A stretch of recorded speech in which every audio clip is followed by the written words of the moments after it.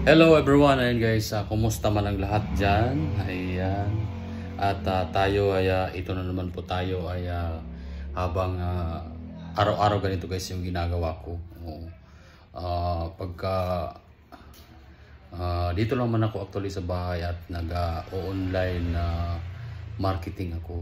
Naghahanap ako ng mga buyer ng bells o sa mga gustong magnegosyo dyan ng bells ng imported yan, dry goods shop, yung ukay nabultuhan. Ayan, PM lang po kayo sa akin.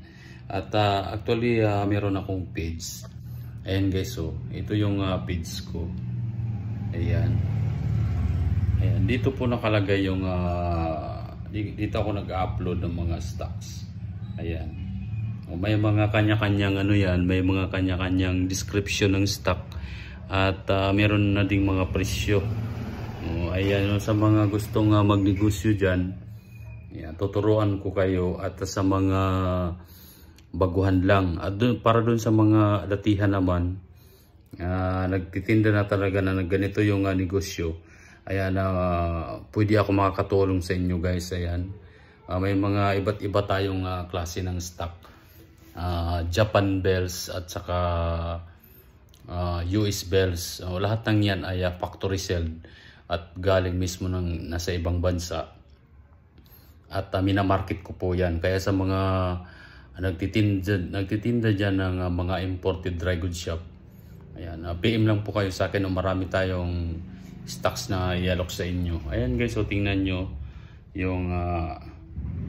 yung page ko. Ayan, dyan ko ina-upload yung mga stock dyan. Iba't ibang klase ng stock yan, nandyan na yung mga available.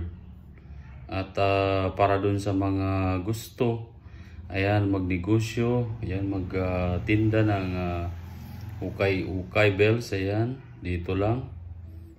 Ayan, meron tayong skinny jeans. Ayan, meron tayong long sleeve na panlalaki. Ayan, hooded na panlalaki. Ayan, iba-iba.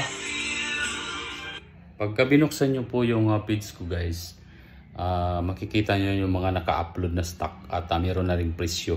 Kaya para dun sa mga nagtitinda na, yan, PM lang, magtulungan tayo. Ayan, pag-usapan natin yung mga items, yung presyo.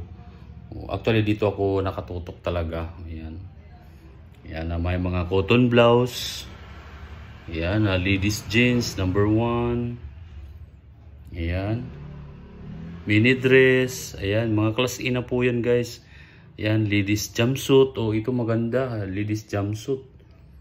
Sa mga gusto ng jumpsuit dyan, actually mabenta to.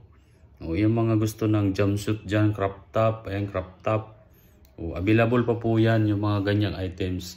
Pero hindi sa lahat ng oras available yan. Pagka nakuha na yan ng mga buyer, panibagong restock na naman.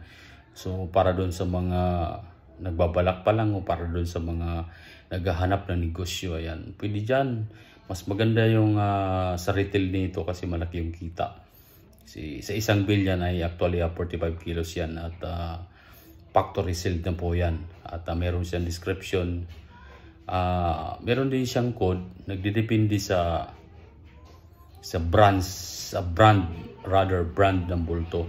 Kaya para doon sa mga nagnegosyo, PM lang. Ayan, matutulungan ko kayo dyan. At pag-usapan natin yung presyo at yung paano isi-ship. Legit po, legit. Paano ang shipping, yung mode of payments, kompleto na po yan.